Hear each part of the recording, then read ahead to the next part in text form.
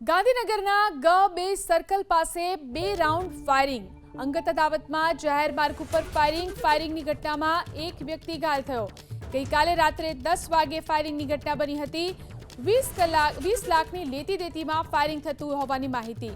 પ્રદીપસિંહ જાડેજા નામના યુવકને પેટના ભાગે ગોળી વાગી હતી. તો ફાયરિંગની આ ઘટના વિશે વધુ જાણકારી મેળવી અમારા સંવાદદાતા હિરેન રાજગુરુ ફોન લાઈનથી જોડાયા છે. હિરેન, ગાંધીનગરમાં ફાયરિંગની જે ઘટના બની તેને લઈને વધુ શું જાણકારી?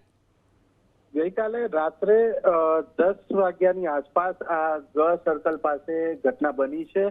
2 રાઉન્ડ ફાયરિંગ થયું છે. એમાંથી એક ગોળી એક યુવાનને વાગી છે. પ્રદીપસિંહ જાડેજા નામનો આ યુવાન છે જેને ગોળી વાગી હોવાના સમાચાર મળ્યા છે અને ગાંધીનગર સિવિલ હોસ્પિટલમાં હાલ તેની સારવાર ચાલી રહી છે. કોઈ અંગત અદાવત અથવા તો પૈસાની લેતી દેતીની બાબતે આ ફાયરિંગ થયું હોવાનું પ્રાથમિક માહિતી હાલ મળી છે. રૂપિયા 20 લાખની લેતી દેતીમાં આ ફાયરિંગની ઘટના બની હોવાનું હાલ જાણવા મળી રહ્યું છે. જોકે ગાંધીનગર પોલીસે પણ આ બાબતે તપાસ હાથ ધરી છે.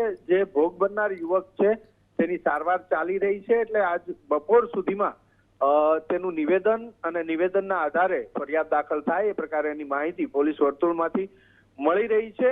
જોકે આ જે ફાયરિંગની ઘટના છે એ સાથે જ રહેનારા અંદર જે લોકોને વ્યવહાર હોય છે તેની વચ્ચે થઈ હોવાનું પણ સામે આવે છે અને ક્યાંક કોઈક પત્રકાર પણ આ તમામ બાબતની અંદર સામેલ હોય એ પ્રકારેની પણ પ્રાથમિક માહિતી મળી રહી છે.